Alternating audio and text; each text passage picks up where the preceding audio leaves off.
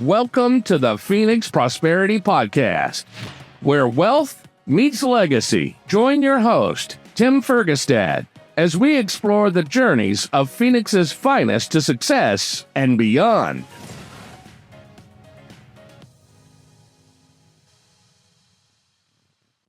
Hello, this is Tim Fergestad. Thank you for joining us. I'm very pleased to have Madeleine MacRae with me here today. Madeleine MacRae is the CEO and co-founder of Legacy Leadership Institute. As an inspirational growth specialist, Madeleine brings thought-provoking, practical, usable content, enlivened by passion to accelerate implementation and secure sustained results. She loves the grit and determination of small to mid-sized business owners and has dedicated her career to helping them and their teams thrive. Welcome to the show, Madeleine. Thank you so much. Delighted to be here. Thanks, Tim. You have a lot of interesting stuff in your bio. Let's start with just a quick snapshot of your business right now. Yeah, absolutely. What your company does. So Legacy Leadership Institute is a growth consulting firm, and we hyper-focus on seven-figure businesses, primarily in the home service and home improvement space, who are ambitious and want to grow. And our bold ambition is to help a statistically significant number of businesses break through the $10 million barrier. Okay. And that's like revenue? Yeah, annual revenue. Mm-hmm. Annual revenue. Okay. And how long have you been doing that? So Legacy was just created last year. So about 18 months ago, my business partner and I merged our firms, but I have had a consulting firm for almost a decade now. So rolled it in. Okay. And give me some examples of home service companies or home. Yeah. So a home service or home improvement company is anyone you would call to do something to or for your house, from painting and lighting and windows and bathroom remodeling and doors and window treatments and design and right? So if you're going to look for them on something like a platform like Angie or Thumbtack, or you're going to go to Yelp to try and find a home service company, those are going to be our jam. Okay. And what are some of their needs when they reach out to you up front? I mean, what's your ideal or typical client? Yeah. So we love someone who has been trying to grow and it hasn't worked out. So they've tried everything that they know how to do.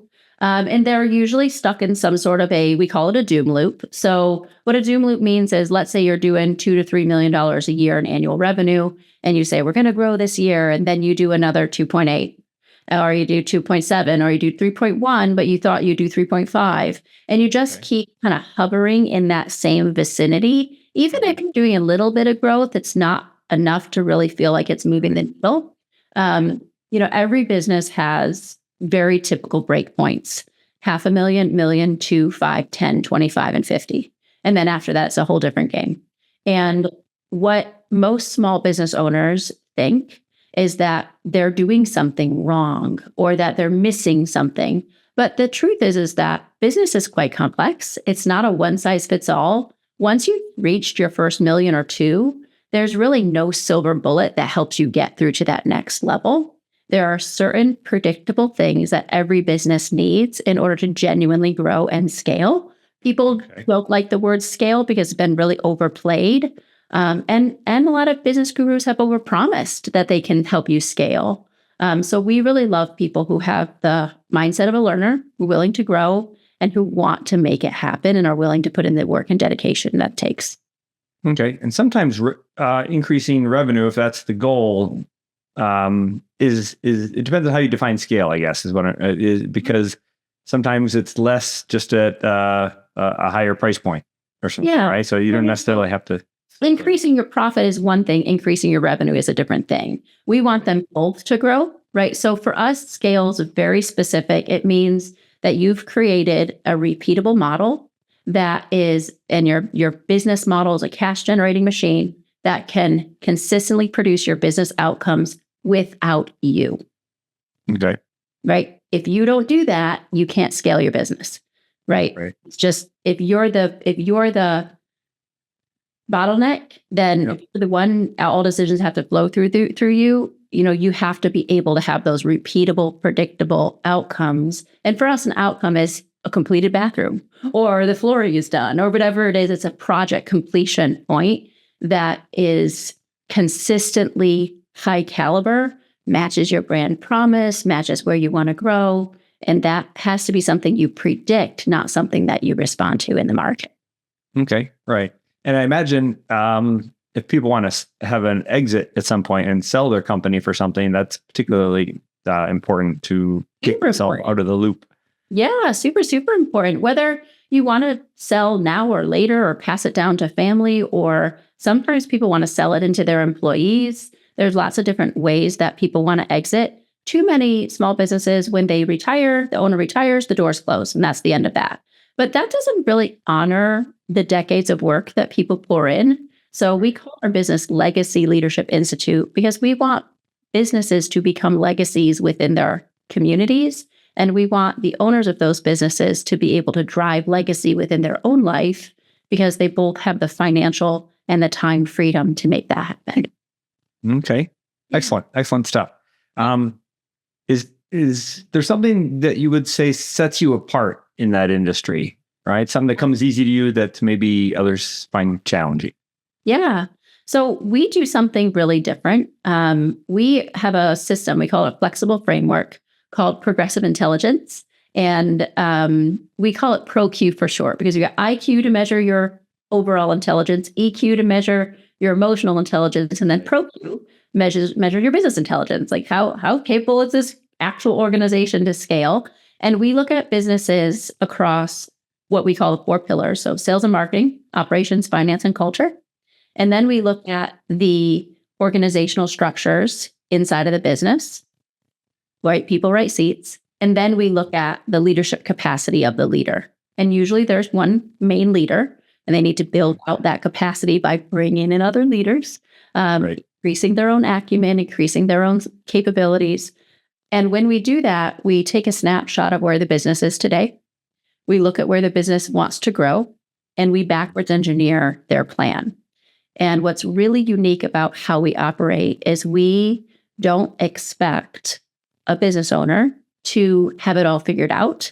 And in fact, we expect them to follow the structured plan that we're going to give them because it's flexible. And we flex the system to meet what's already really strong and beautiful about what you built, right? Because we don't work with people who are genuine, just got started. We work with people who have already hit their first $2-3 million in annual revenue, one to 3, sometimes 5 to 7. So they have some things that are doing really, really well. Just there's other things that are missing. So we actually take away, once we're aligned on the strategy, this is who we are, this is where we're going, we take away that daily decision-making need from the owner, and our implementation team actually does that on their behalf so that they just have to execute.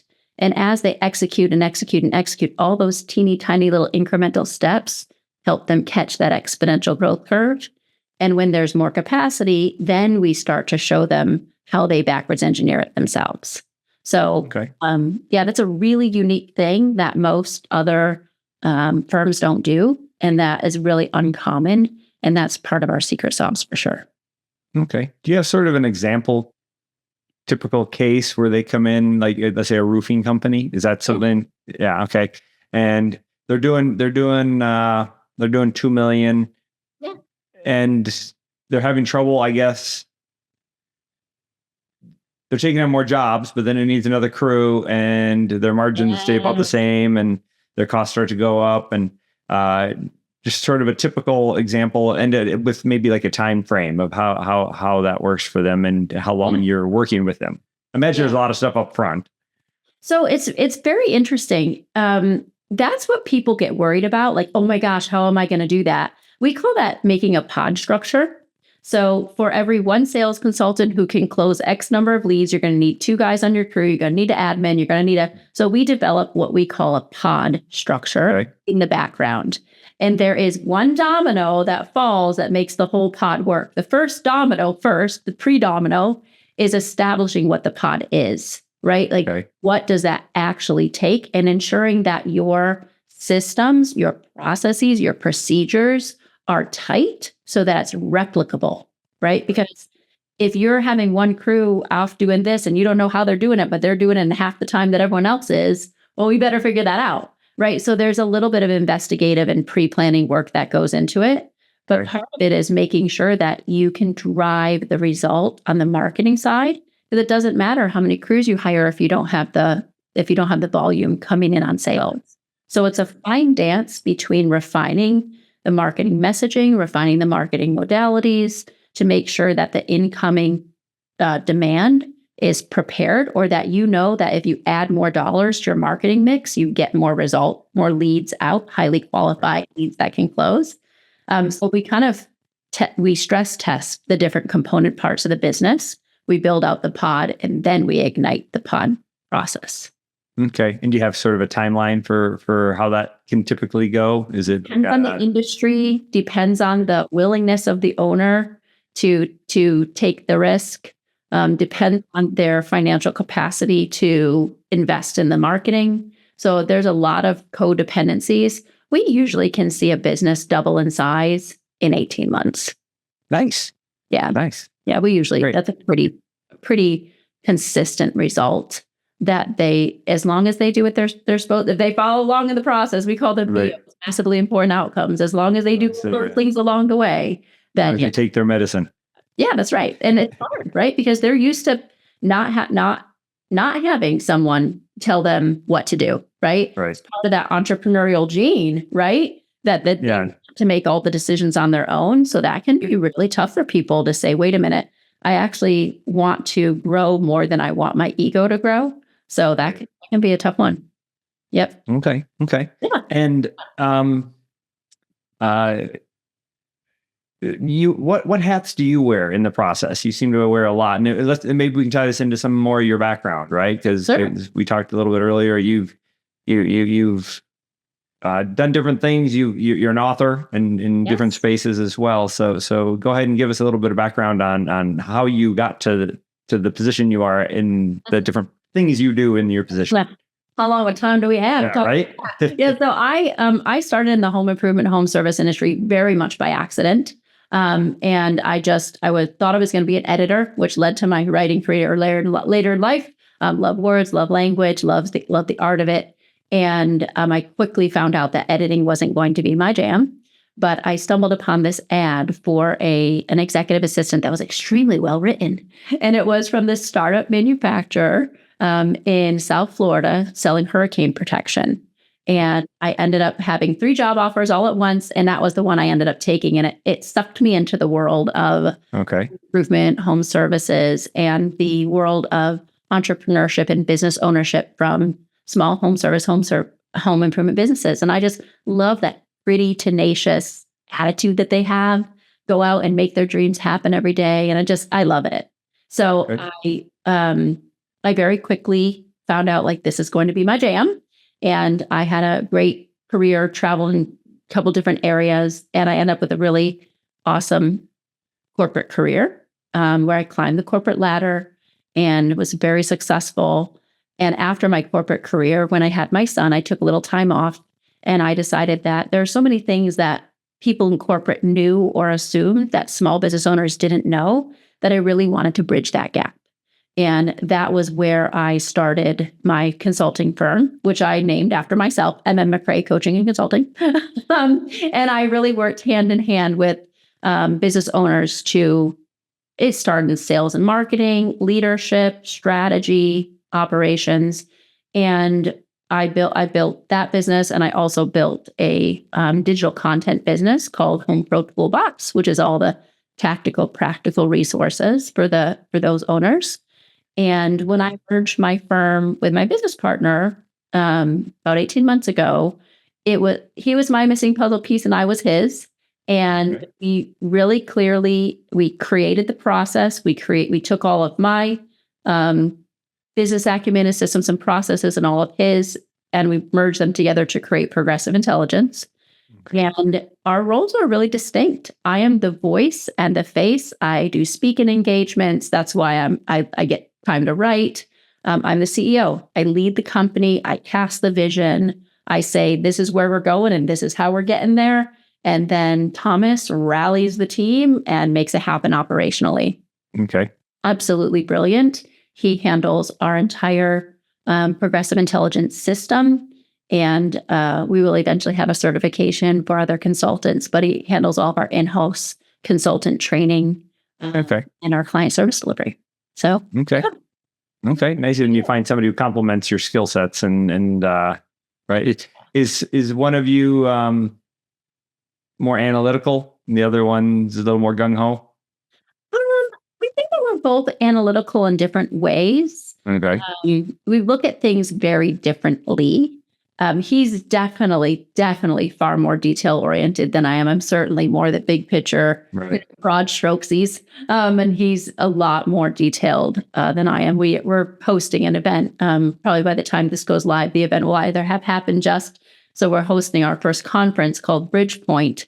And when I did the run-up show, like what I thought the run-up show would look like was like maybe 3/4 of a page. When he did the run-up show, it was 4 pages. So that gives a difference on, we can both do it. We just do it differently. Sure. Yeah. Okay. And go ahead and tell us about that event. Is that here locally in Phoenix? No, actually, that's going to be in Orlando. So my business partner lives in Orlando, Florida. So we're a little bit bi-coastal company. But it's going to be a 1-day conference, and it's all about making what the big boys in the industry have access to easily more accessible to the smaller businesses. Okay. Where in the country are your clients, speaking of geography? All over. They're all over everywhere. We did a heat map to figure out where we should go. They're maybe a little bit more focused on the eastern half of the United States and maybe a little bit more on the southern half. But we do have clients everywhere. Our ambition is to help 2 businesses in every state and every major market cross the $10 million mark. So we got to be everywhere. Very nice. Being in real estate, I am not surprised that there's just more clients in those areas, right? That's where people are moving to. This is where the real estate industry is booming. So that's right. Would make sense. Yeah, that makes sense. Yep. Yeah. Okay, so let's transition a little bit into. Sounds like your business is going well. What are some of your plans in the future? Well, in the terms of, do you have anything exciting on the horizon other than your event, but like 12 months sort of scale, but also your longer term? Yeah. So I am a big believer in, if you can see it, you can build it. And I have taken a lot of time and energy to really think about what do we really want to do, right? What do we want to achieve? And so we made a pretty bold ambition for 2030. And our bold ambition is $100 million in signed contracts by 2030. So that's we do a lot of work with franchise groups and franchisors. We do manufacturer programs. So with that type of scale behind us, it's really much easier to hit those kind of big, impressive, bold numbers. But I'm a type of person that I say, I'm doing this in this amount of time and I'm doing it, period. And it's just how fast. Like, I think we'll do it by then. And we think let's see if we can overachieve our own goal. So that's where we're Excellent. Yeah. Yep. Always aim high, right? For sure. I think it was there's a Michelangelo quote. You know what I'm thinking of? It's the sin that is not in aiming too high and missing the mark. It's aiming low and hitting it. Yeah. Something to that effect. I'm here for that. I love it. We are a dream big and then dream bigger kind of firm, and it would be inauthentic of us to not do it ourselves. Okay, excellent. So yeah, I'm pretty sure the scaling company should be able to scale, right? We do eat our own cooking. We do, and I will admit it isn't easy, right? So it is not easy. So Thomas is much more methodical, much more like, nope, the pot is ready, and I'm like, it's hard, right? So I walk the same path that we ask our entrepreneurs to walk. And, I get in a call with our clients once a month, and it said, ask me anything, call. And I will tell them like, hey, I was working through this and this was not easy. And they're like, oh, good. It's not just us. Yeah, there's comfort in knowing that you're not alone. Sure, for sure. People say misery loves company. That too. Some days. Here's one of my favorite questions is, what do you wish you would have known about building wealth and success earlier in your career? Ooh. About 3 years ago, I had a fantastic coach that I was working with, and she told me something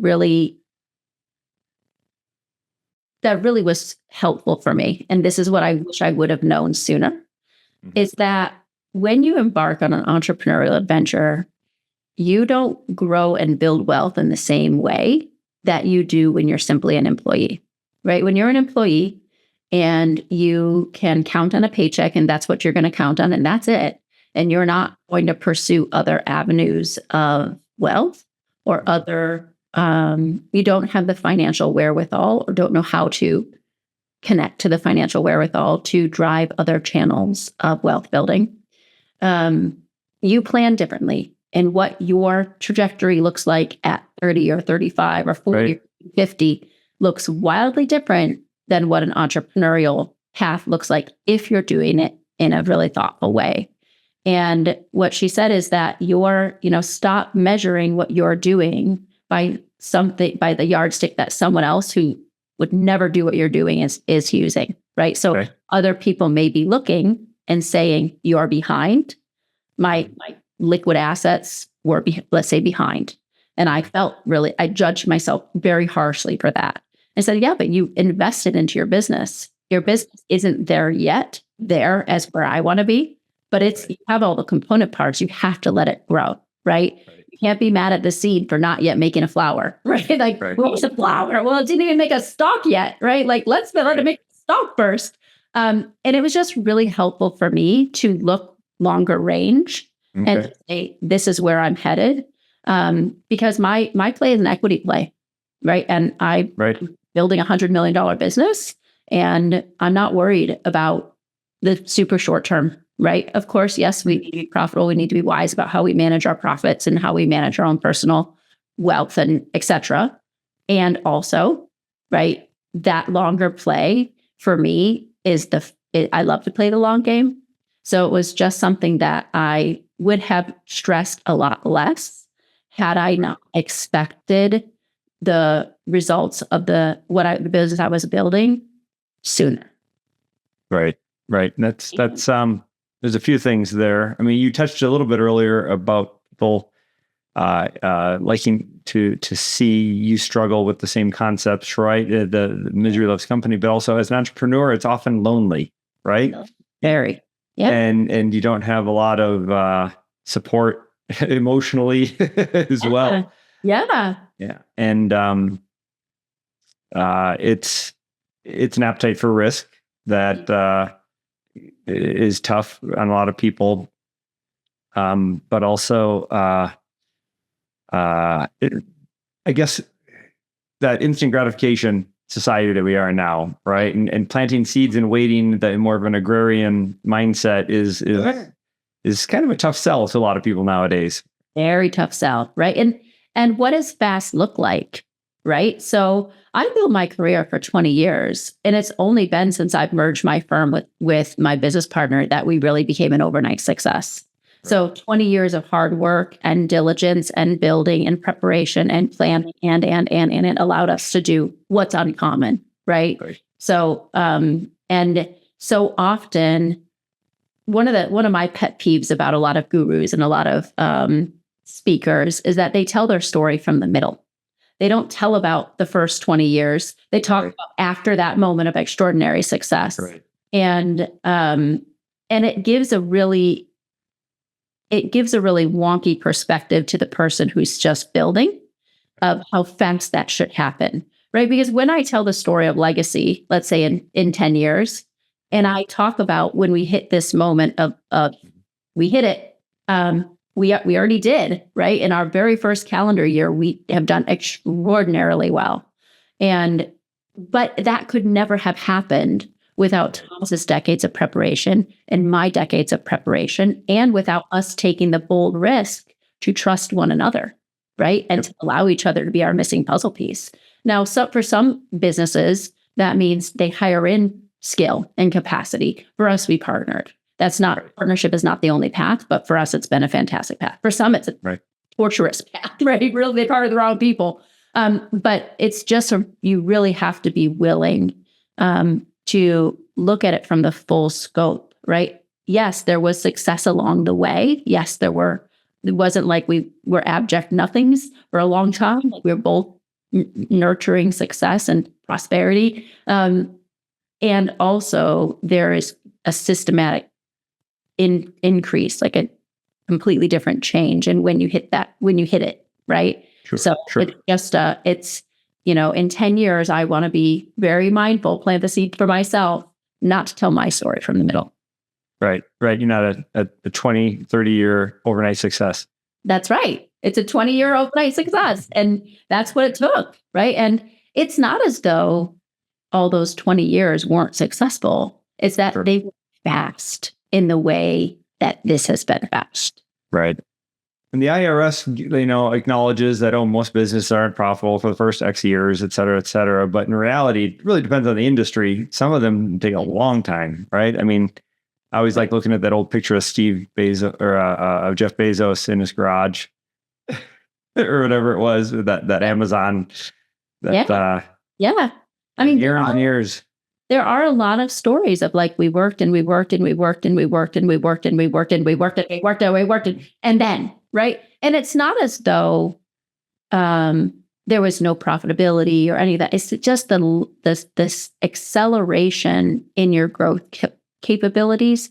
You have to put in the pre-work. And that's what you were asking earlier about, hey, give me an example how long it takes. And I said, well, it depends. There's a lot of variables because different people have put in different pre-work. Some people's sales and marketing is outrageously good and their operations are like, and some people it's the exact opposite. And some people, their sales are amazing and their sales process is great, but their marketing is weak, or they built out their team, but they have no leadership or whatever, right? Mm-hmm. We're all a little bit wonky in our own way because we do what we're good at first. Well, great. Yep. Great. That's a great beginning. So. But if you're really good at plumbing and nobody knows you're a plumber, it doesn't really matter. Doesn't matter, right? Doesn't matter. You built yourself a really great job, which there's no shame in that, but that is not a scalable, sellable, legacy driving business. Right. All right. Good stuff, Madeleine. Thank you. So, people who would like to find your company or find you online, what should they do? Well, they can I'm on LinkedIn. Madeleine MacRae. You can find me there. If you want to check out some of my books, you can search me up on Amazon as well. I've got my beautiful little children's book called The Unusual Penguin. I also have a personal development book called The Tenacious Pursuit of Peace, Where to Go When Success is Not Enough. And also our website is legacyleadershipinstitute.com. Okay, excellent. Great stuff. Thank you. Thank you, everyone, for listening and watching. Thank you very much, Madeleine MacRae, for joining me today. My pleasure. We appreciate you sharing your story and your insights into building successful businesses. Thank you. Thanks so much. Inspired by our guests? Visit phoenixprosperitypodcast.com/guest and join us on the show and share your success story with Tim. The spotlight awaits.